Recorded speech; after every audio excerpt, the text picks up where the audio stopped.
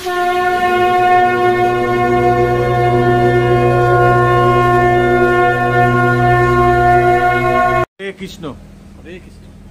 প্রণাম গুরুদেব।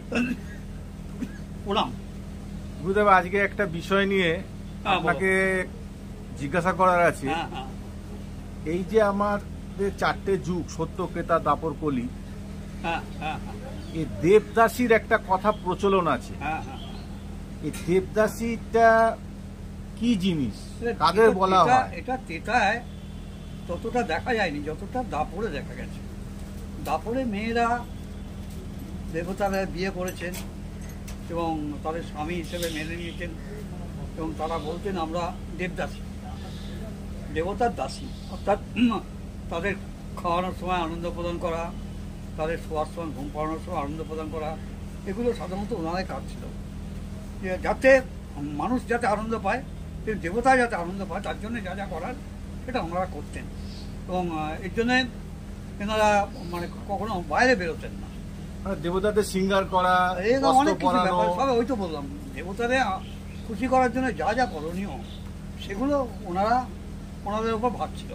ওনারা দেবতারা খুশি করতেন এবং ওনারা নিজেরা বলতেন আমরা দেবতার দাসী। বিশেষ করে এই জগন্নাথের টাইম থেকে যে এটা বলতে পারো তুমি, জগন্নাথ তো ধরো এটা দাপরেও জগন্নাথের একটা ছিল। এবার কলি তো স্বীকার করে নিচ্ছে যে মানে তেতায় যে দাপরের কৃষ্ণের হাটটা যেটা এখনো সচল আছে, সেটা জগন্নাথের বুকে বসানো আছে। এবং সেই হিসেবে মেয়েরা, তখনকার দিনে মেয়েরা যাতে বিয়ে দেওয়া হতো না এবং বাস্তাসনে ভুগত, তারা কিন্তু একটা চিন্তা করতো যে না, আমার দরকার নেই, বিয়ে থা করে আমি দেবতার পায়ে নিজেকে অর্পণ করছি, দিয়ে ওরা করতো কি, ওরা দেবদাসী হয়ে যেত। এবং দেবদাসী একটা প্যাথেটিক দিকও আছে, যেমন দিনের বেলায় ওরা মুখ দেখাতো না লোককে, দিনের বেলা মুখ দেখাবার কোনো ব্যাপার ছিল না। তো এটা আমরা দেবদাসী দেখিনি একথা বলবো না। এবং তাদের মানে কি বলবো, অন্তরে কান্না আমরা শুনেছি। দেবদাসী অন্তরে কান্না শুনেছি, কি বিভৎস, কি ভয়াবহ, মানে কল্পনা করতে। তারা একরকম ধরে দেবতাকে ধরে করেছিলেন, একরকম হয়ে গেছে। এখন ওরা তো অচ্ছুত, ওরা সমাজেও ওদের কেউ টাচ করবে না, সমাজেও ওদের টাচ করবে না, এমন একটা ব্রত নিয়েছে ওরা, যেটা দেবদাসী। এবং যেই শুনবে সেই কিন্তু অনেক দূরে চলে যাবে, দেবতার দাসী। অর্থাৎ রামচন্দ্রের সময় এটা দেখা যায়নি, এটা অ্যাকচুয়ালি দাপরে সৃষ্টি হয়েছে এবং কলিতের প্রভাব চলে আসছে, এখনো পর্যন্ত আছে। দেখো, আমরা যখন বিয়ে করতে যাই, মা জিজ্ঞেস করে বাবা তুমি কি করতে যাচ্ছ, তখন ছেলে বলে মা আমি তোমার দাসী আনতে যাচ্ছি। এটা প্রচলিত রীতি, এখন আর এটা কেউ জানেও না। আছে কিন্তু কেউ জানে না, কেউ বলেও না। এখন নিউ জেনারেশন বলে যে দাসীর জায়গায় মেয়ে নিয়ে আসছি, তোমার একটা মেয়ে নিয়ে আসছি। যাই হোক, সেই একই ব্যাপার। তো আগেকার দিনে বলো দাসী, এবং তুমি দেখবে আগেকার দিনের নামের সঙ্গে দাসী যুক্ত হতো, অরিজিনাল নামের সঙ্গে কানবালা দাসী। হ্যাঁ, দাসী অর্থাৎ স্বামীর দাসী যাকে বলা হয়, এটাই আগেকার দিনের রীতি ছিল। এবং এই রীতিটা চিরকাল পালন করে, এখনো পর্যন্ত পালন করা হয়। এবং তুমি দেখবে যে ম্যাক্সিমাম মেয়েদের টাইটেল হচ্ছে দাসী। যদি তুমি মানে পুরোনো দলিলগুলো খোঁজো, তার সব করার মধ্যে দেখবে দাসী লেখা আছে। কোথাও কিন্তু ওই ভট্টাচ ঘোষ কিছু লেখা আছে, সব দাসী। ঠিক আছে না, এটা চলে আসছে, অনেকদিন ধরেই চলে আসছে। এবং দাসী বলতে যেমন দেবদাসী, তেমনি মানুষের দাসী আছে, দাসপ্রথা যুক্ত দাসী। এটা অনেক দিনের চল, যুগ যুগান্তর ধরে আসছে।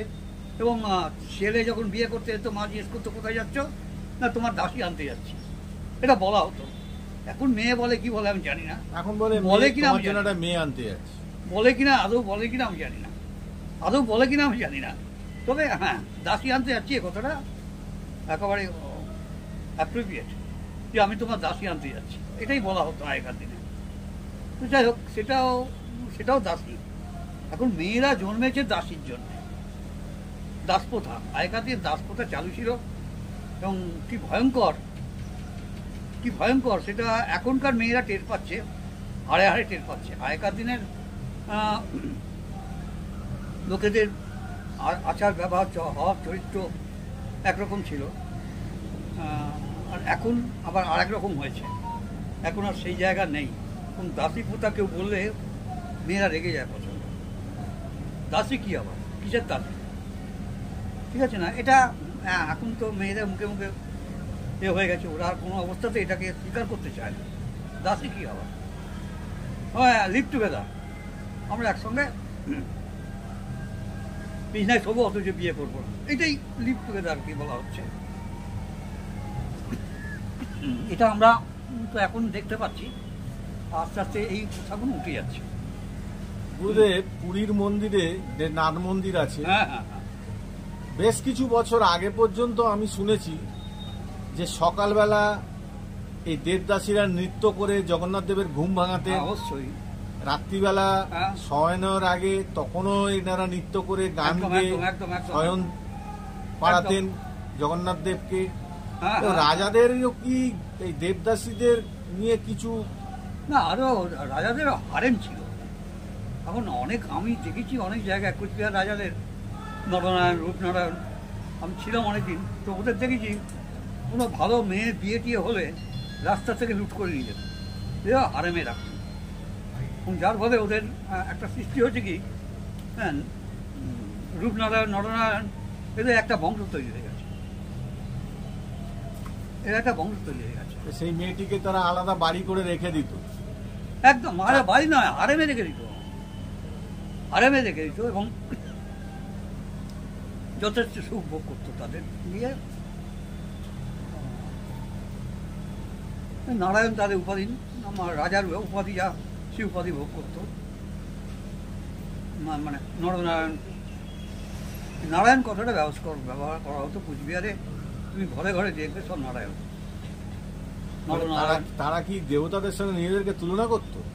অবশ্যই, এক সময় তো হয়েছে এরকম তো হয়েছে, দেবতারা ব্যবহার করছে, আমরা কেন করবো না, ইত্যাদি ইত্যাদি, এরকম হয়েছে অনেক, এরকম দেখা গেছে। ওই জন্য নারায়ণের নামটা নিয়ে এসে পাশে লাগিয়ে দিয়েছে, একদম নিজেদের নামটা লাগিয়ে দিয়েছে, রূপনারায়ণ, নরনারায়ণ। এটা কুচবিহারের নারায়ণ হচ্ছে রাজাদের উপাধি। সেই উপাধিটা মানে সব ওদের একটা বংশ করে ফেলেছিলেন, কোচ বংশ যেটাকে বলা হয় কুচবিহারে, কোচ বংশ, তোমার নাম শুনে রাখবে। ওরা সবই এই নারায়ণ, ওই বলতো রূপনারায়ণ, নরনারায়ণ, এইসব নারায়ণ দিয়েই ওদের ছিল আর কি, মানে ওদের টাইটেল ছিল। যারা রাজা, যাদের সম্ভব করতো, বাচ্চা কাচ্চা হতো যাদের, তাদেরই।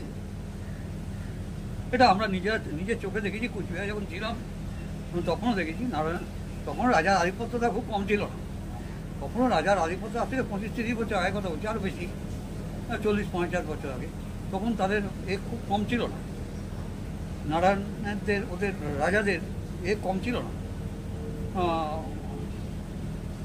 এটা আমরা নিজের চোখে দেখেছি, এটা নিজের চোখে দেখা। আচ্ছা গুরুদেব, আগের দিনে যে রাজা মহারাজা যারা ছিলেন, যারা ভোগী লোক ছিলেন, তারা কি এই নারীদেরকে নিয়ে দাসী রূপে, মানে দেবদাসী না হলেও, দেবদাসী বলে কোনো পূর্ণ তো মেয়ে ছেলে, এখন তাদেরকে ভোগ করতো, মানে বাইজি শ্রেণী, মানে বাইজি বলা হয়। এখন কি হচ্ছে, ভোগ করে ছেড়ে দিচ্ছে, পয়সা টয়সা কিছু দিচ্ছে না। আগে পুষে রাখতো, বাচ্চা কাচ্চা হতো, তাদের রাজার সঙ্গে মিলিয়ে, তো রাজার ছেলে বলে মিলিয়ে দেওয়া হতো, এটা কোনো ছিল। এখন আর সেটা বুঝে গেছে। তাহলে আগে আসল দেবদাসী কারা হলো? দেবতা যারা আছে, যেমন ধরো জগন্নাথ মন্দিরের দেবদাসী আছে, অনেকগুলো ছিলেন, এখনো আছেন কিছু লোক। না, আর দেবদাসী নাই, লাস্ট দেবদাসী মারা গেলেন, লাস্ট দেবদাসী আমি জানি মারা গেছে। আমি মন্দিরের বাইরে, মানে যে বাউন্ডারির মধ্যে, আমি কিছু মহিলাকে দেখেছি, প্রত্যেক দিন জগন্নাথ দেবের সাজের যে ফুলের সাজ তৈরি হয়, ওই মহিলারা করেন। তুলসীর মালা থেকে, ফুলের মালা থেকে ওনারাই তৈরি করে, অন্য কেউ করেন। এটা সত্য, সর্বৈব সত্য। এবং রাত্রিবেলা তারা নাচ দেখাতেন, তবে দেবতারা ঘুমোতেন। দেবতা বলতে জগন্নাথদেব, বলরাম, সুভদ্রা এরা ঘুমোতেন ওরা নাচ দেখে। হ্যাঁ, সকালবেলা তো তাই হতো। পরিচর্যা, ওনারা পুরো পরিচর্যাটা করতেন, জগন্নাথের পুরো পরিচর্যাটা করতেন। এবং জগন্নাথকে খাবেন, কীভাবে শোবেন, সেটা নির্ভর করতো ওদের উপরে। কিন্তু দাসী তো, সেই তো। কিন্তু অনেক নারী ছিল যারা হয়তো মানে পরিবার থেকে বিচ্ছিন্ন হয়ে গেছিল, হ্যাঁ, বা যাদের যাজোর সন্তান বলা হতো, এইরকম ধরনের নারীরা বেশি করে নিজেদেরকে দেবতার উদ্দেশ্যে নিজেদেরকে প্রদান করে দিত। করেছেন। আজীবন তারা দেবতার সেবা করত। এদের তো কোনো বাচ্চা কাচ্চা হতো না, তো এরা জগন্নাথের যারা দাসী, তারা তো বাচ্চা কাচ্চা হতো না।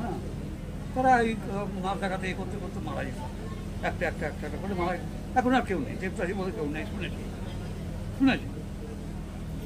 তারপর ওখানে তো ভেতরে অনেক কিছু ব্যাপার আছে যেগুলো আমরা করতে জানি না। জগন্নাথের ভেতরে অনেক ব্যাপার আছে যেগুলো আমরা করতে জানি না। মানে একটা আশ্চর্যের ব্যাপার, এটা অনেক কিছু আছে যেগুলো আমরা জানি না। হ্যাঁ, তার সে এখন আছে কিনা বলতে পারবো না, তবে লাস্ট দেবদাসী মারা গেছে এটুকু জানি। লাস্ট দেবদাসী মারা গেছে, খবরের কাগজে উঠেছিল যে লাস্ট দেবদাসী ছিলেন যিনি মারা গেলেন। তারপরে আর কোনো কিছু আছে কিনা বলতে পারবো না, এটা বলা সম্ভব না। তারা পরপুরুষের মুখও দেখেন না, মাথা খারাপ হয়েছে, মুখ তো দেখা দূরের কথা, তারা বাইরে বেরোবে না, ওই ঘরের ভেতরে থাকেন। শুধু জগন্নাথের কাজের সময় ওনারা বেরোন, বেরিয়ে কাজ টাজ করে আবার চলে যান। ওদের গায়ে হাত দেওয়ার অধিকার কারো ছিল না। হ্যাঁ, ঠিক আছে গুরুদেব, আজকে আপনার কাছ থেকে অনেক কিছু জানতে পারলাম। হ্যাঁ, এই দাসী প্রথাটা, দাস প্রথাটা উঠে গেল। এবং কেউ আজকালকার দিনে কোনো মেয়ে ছেলে স্বীকার করতে চায় না আমি দাসী। তাদের লজ্জা করে, রীতিমতো লজ্জা করে। দাসী কি হবে? দাস প্রথাটা উঠে গেল না। দাস প্রথা উঠে যাওয়ার পরে এটা মেয়েদের মনের মধ্যে হয়েছে আমি দাসী নয়। আগে তো পণ্য হিসেবে ব্যবহার করতে হতো, এখন তো পণ্য হিসেবে ব্যবহার করা হয় না। দেখো, আগেকার দিনে রাজার একটা মেন রানী ছিল, মৌমাছিদের মতো মেন রানী ছিল, আর তার আশেপাশে প্রচুর রাজার সখী ছিল, ছিল ওরা, কিন্তু মেন ছিলেন একজন, এই যে মৌমাছির মতো একজন নারী, বাকি সব পুরুষ। এখন এইরকম হচ্ছে ব্যাপার আর কি। ঠিক আছে না, এখন এটা নিয়ে আলোচনা করা খুব একটা ভালো বুঝি না। ঠিক আছে গুরুদেব, এখানেই শেষ করি। প্রণাম গুরুদেব। হ্যাঁ, প্রণাম।